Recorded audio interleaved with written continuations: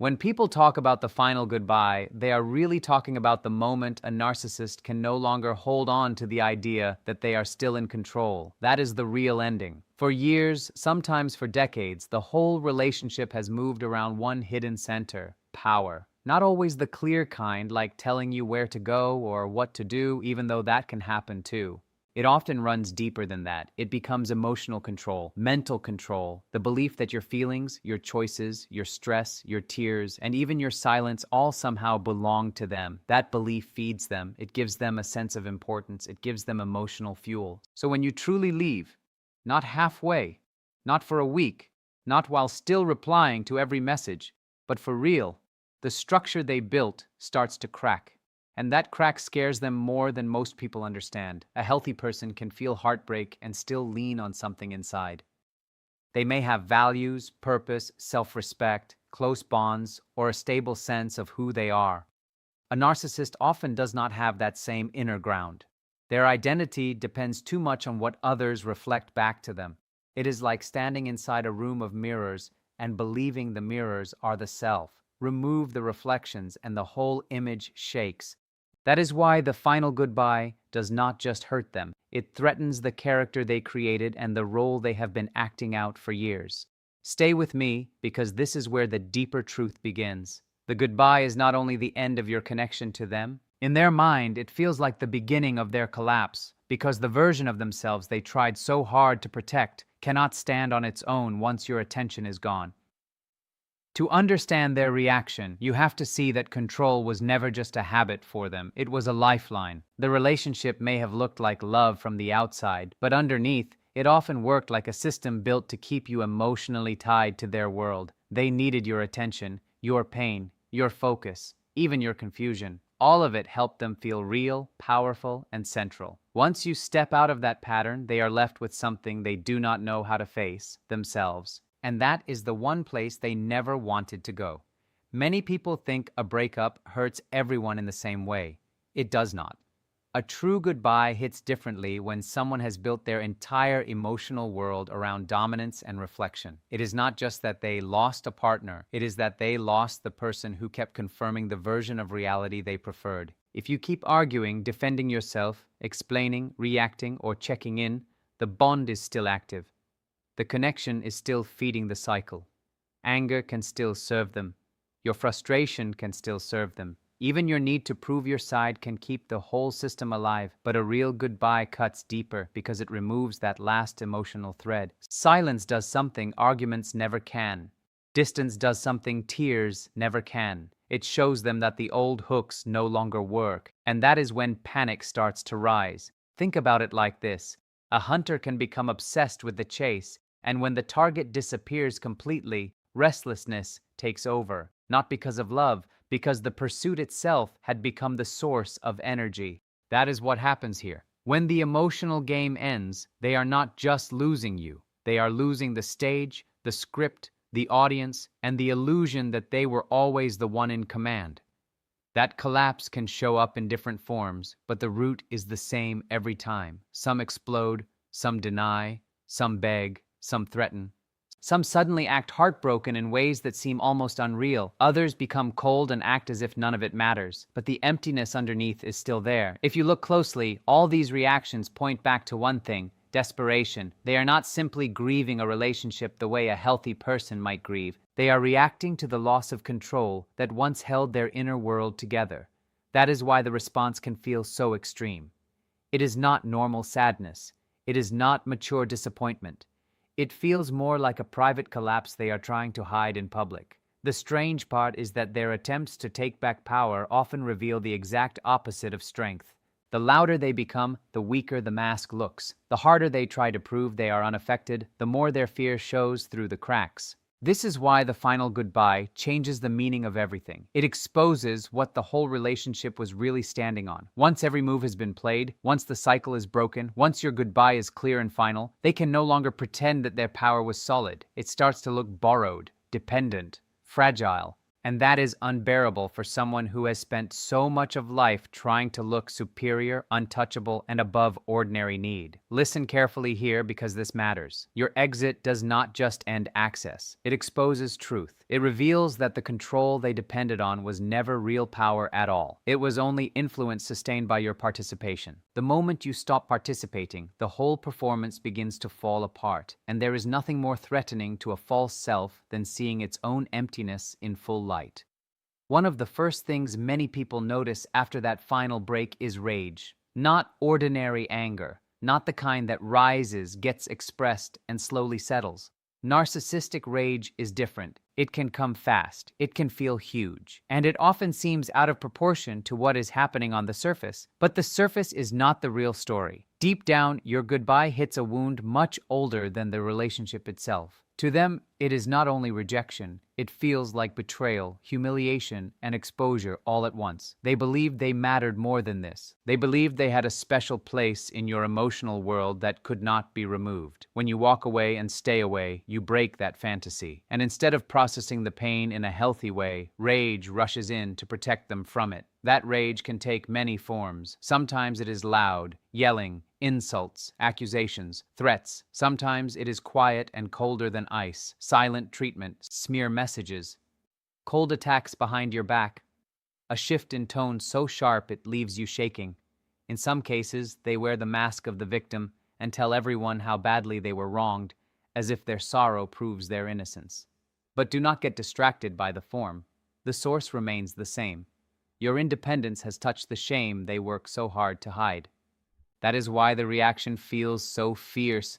An outside observer might think, how can one breakup cause this much chaos? But this is not just a breakup to them. It is the breaking of a false center. It is the moment the world they imagined they controlled starts slipping away. And if you have lived through it, you know how confusing it can be. Their anger can make you question yourself. It can make you wonder if you were cruel, selfish, unfair, or too harsh. That is part of the trap. Confusion keeps the door open. Doubt keeps you available. What makes this even harder is that their anger often has a purpose beyond expression. It is not just emotion. It is strategy. If they can provoke you into defending yourself, the bond is alive again. If they can upset you enough to explain, the cycle starts moving again. If they can make you feel guilty enough to answer, they are back inside your emotional space. That is why standing firm in the face of this kind of rage is so difficult and so necessary at the same time. Their attack is not really about your character. It is about what your absence makes them feel. Your distance forces them to face the emptiness they have avoided for years. And instead of sitting with that emptiness, they try to place it on you. They project, they accuse, they blame. They speak as if you are the problem because admitting their own internal void would feel far too threatening. This is why recognizing the pattern changes everything. The moment you stop seeing their rage as proof of your failure and start seeing it as proof of their unraveling, something inside you shifts. You step outside the game. You begin to understand that their fury is not a clear mirror of your worth. It is a loud signal of their internal struggle. And in a strange way, that rage becomes a confession. It reveals the very weakness they have spent years covering with confidence, arrogance, and control. Beneath the image of strength is fear. Fear of being forgotten. Fear of being ordinary. Fear of not mattering. Fear of sitting alone with no one to reflect back the grand picture they want to believe. So when they rage, the mask slips. Their deepest insecurity becomes visible at the exact moment they are trying hardest to look powerful. Do not miss that. This is where freedom begins. Once you understand that their rage is desperation dressed as dominance, it loses much of its magic. It still hurts, it can still disturb you, but it stops defining reality. And when you choose not to react, not to argue, not to return to the old dance, you show them something they never wanted to see. Their control has ended. After the rage burns hot, or after it cools and changes shape, there is often another stage. This one can be harder to recognize because it may not look aggressive at first. It can come wrapped in softness, apology, memory, or sudden vulnerability. But beneath the surface, the goal is often the same: regain control. Narcissists usually do not see relationships as equal exchanges built on care, truth, and respect. They see them as emotional systems where attention flows toward them and keeps their sense of importance alive. So when you leave, you are not just walking away from a person, you are cutting off supply, you are ending a pattern that once helped stabilize their self-image. That creates a deep injury, and once that injury hits, the mind starts searching for repair. This is why many people are shocked when the person they escaped suddenly returns with a softer face, kinder words, or emotional messages that seem full of insight. It can feel confusing. It can even feel moving. You may hear apologies that sound real. You may see a tenderness you have not seen in months or years. There may be stories about how broken they feel, how lost they are, how much they now understand. This is the part many people struggle with, so stay with me. A return does not always mean change. Sometimes it means panic. Sometimes it means the old system is trying to restore itself with new language. Their charm can come back. Their sweetness can come back. Their need can look almost childlike. But the question is not how touching it sounds in one moment. The question is what remains true over time. Do they show deep accountability? Do they accept blame without twisting it? Do they change steadily when no reward is offered? Or are they trying to reopen access? Most of the time, if you watch long enough, the answer becomes painfully clear. It is not about healing the connection, it is about getting the connection active again. A common form of this is what many call hoovering, where they try to pull you back in by using whatever emotional door is most likely to open. Sometimes they return as the loving version of themselves you once hoped was real. Sometimes they lean on guilt, reminding you of memories, sacrifices, promises, and private moments. Sometimes they look helpless, broken, and in need of rescue. And when those doors stay closed, the tone can shift again.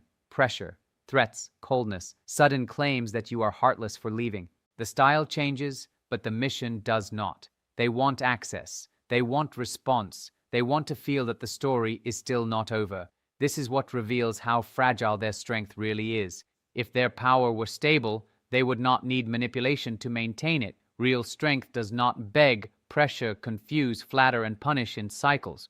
What you often see instead is dependency wearing the costume of authority. They may have acted as if you needed them more, but once you step away, their efforts often reveal the truth. They were relying on you far more than you were relying on them, and that truth shakes them. Psychologically, your absence becomes a mirror they cannot tolerate. It reflects the emptiness at the center of the identity they have built. Pulling you back in, even for a moment, helps them blur that reflection and avoid seeing themselves clearly. That is why this stage can be so convincing. It is not always loud. It is often calculated. It meets empathy with performance. And if you are a caring person, this is where you must be careful. Compassion is beautiful, but without boundaries, it can become the very doorway through which the old cycle returns. You may want to help. You may want to believe. You may want the softer version to be real. But wisdom has to stand beside empathy, or compassion will pull you right back into pain. The deeper question in these moments is simple, even if it is painful. Is this true change, or is this a reenactment meant to restore control? Real change is rarely dramatic in the beginning. It is slow, quiet, consistent. It involves discomfort, honesty, and the ability to face one's own flaws without turning the blame outward. Those are exactly the things narcissistic patterns tend to resist. So what often looks like transformation is really desperation wearing a cleaner face. It is a response to injury, not evidence of deep emotional growth. There is another layer here that matters just as much. When they try to pull you back, they are also trying to rewrite the ending. A final goodbye carries a power they cannot easily accept. It closes the loop. It says this chapter is done. It says your influence stops here. And for someone who built so much identity around keeping the emotional story active, closure feels dangerous. If they can get you to answer one more message, one more call, one more argument, one more emotional conversation, the ending becomes blurry again. The door is no longer fully shut. The story is open. The control is not fully gone. That is why one of the strongest responses you can give is silence. Not because silence is petty, not because silence is cruel, but because silence removes the material they would normally use to restart the cycle. Every explanation can be twisted, every emotional reply can be used, every defense can become fuel, Silence is different. Silence gives them nothing to reshape. It does not mean you are weak, it means you are no longer participating in a game built to drain you. And that kind of silence is not passive at all. It is active control through non-participation. It is the firm refusal to keep feeding a pattern that only survives when both people remain inside it. This is the part many miss. You do not win by saying more. Often you win by stepping out completely and allowing the old system to starve.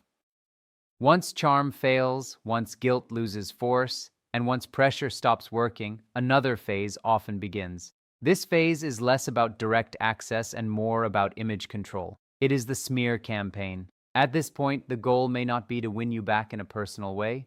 The goal becomes controlling how the story looks to other people. For a narcissist, being left is not only painful, it is humiliating. And humiliation is something they usually cannot process in a healthy way. Shame rises, but instead of absorbing it and facing it, they push it outward. They create another version of events. In that version, they are the injured one, and you are the source of the damage. Suddenly, you may be called unstable, cold, selfish, dramatic, ungrateful, cruel, or mentally unwell. They may say you overreacted. They may say they tried everything. They may act shocked that things ended the way they did, as if your departure came from nowhere. Understand this clearly. These stories are not told only for revenge. They are told for self-protection.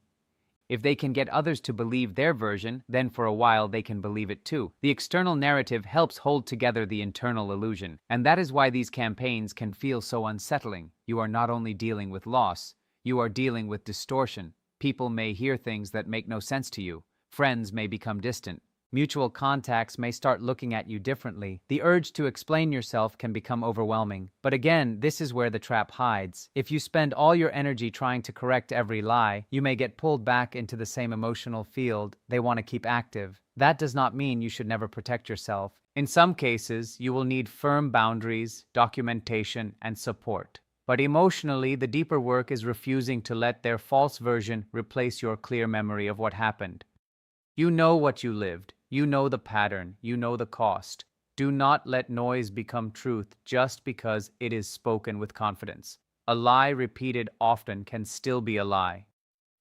It is also important to see what the smear campaign reveals about them. If they were truly secure, they would not need to control the audience after losing control of the relationship.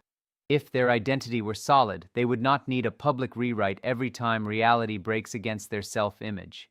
The campaign shows that your goodbye still matters. It shows that the ending reached them. It shows that your freedom is forcing them to manage shame in the only way they know how, by exporting it.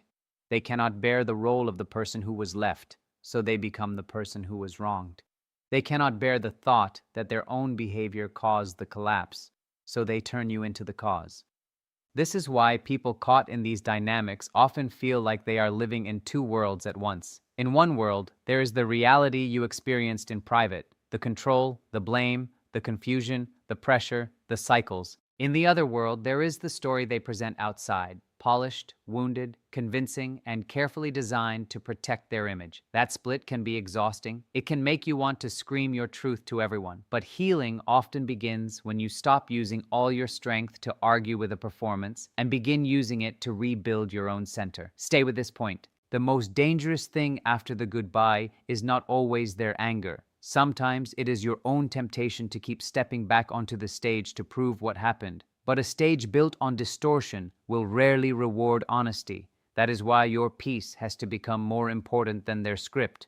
Let your life become your answer. Let your consistency become your answer. Let your distance become your answer. In time, people who see clearly often notice the pattern for themselves. And even if some do not, your freedom does not depend on winning every witness. It depends on leaving the system. This is a hard truth, but it is a clean one. Not every misunderstanding can be repaired. Not every image can be fixed. Sometimes the deeper victory is keeping your mind clear while their story spins without you. What makes all of this so painful is that it can stir up old parts of you too. The need to be fair, the need to explain, the need to prove that you are not who they say you are. These are human needs. They make sense. But this kind of dynamic feeds on those needs. It survives by pulling your attention back toward defense, correction, and emotional labor. That is why leaving is not only physical, it is mental, it is emotional, it is spiritual in a way. A real ending asks for more than distance. It asks you to stop offering your energy to a system that only knows how to consume it. And that takes practice. Some days you may feel strong, other days you may feel shaken by a message, a rumor, a memory, or a sudden wave of guilt. That does not mean you are failing. It means you are untangling. It means your nervous system is learning that silence is safe, that distance is allowed, and that closure is not cruelty. This is where many people begin to reclaim something they almost forgot they had, their own emotional authority. You stop asking their reactions to define your choices. You stop measuring your worth by how they frame you. You stop treating their approval like oxygen, and little by little, the emotional world they built around you starts losing power. That is the shift. Not just leaving them, but leaving the role you were forced to play in their story. This is why the final goodbye matters so much. It is not a dramatic scene. It is not one last perfect speech. Sometimes it is just a quiet decision followed by steady action. No contact, no return, no fresh supply, no new opening. That quiet choice can shake them more than any argument ever could, because arguments still keep you tied together. Silence does not. Silence tells the truth without words. The game is over. And if that truth makes them frantic, that does not mean the goodbye was wrong. It often means the goodbye was real. Sometimes the strongest move is the one that makes no sound at all. In the end, what they fear most is not really losing an argument, losing a title, or losing the image of being right.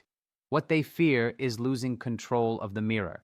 They fear the moment when no one is left to reflect back the version of themselves they worked so hard to protect. They fear stillness. They fear exposure. They fear the quiet room where there is no one left to blame, impress, charm, punish, or manipulate. That is why the ending feels so severe to them. It is not only about losing you, it is about losing the structure that helped them avoid themselves. And when that structure breaks, they may rage, plead, seduce, guilt, lie, or attack. They may try every door. They may circle back in different forms. They may act wounded one day and superior the next. But underneath every shift is the same truth. They are trying to escape what your goodbye has revealed. You, on the other hand, are moving towards something very different. Freedom, clarity, space, the chance to live outside their emotional gravity. That does not mean the process is easy. It can be lonely. It can be messy. It can leave you questioning what was real for a while. But if you keep walking, the fog begins to thin. The chaos stops feeling normal. Your own thoughts get louder than their voice. And one day, you see it clearly.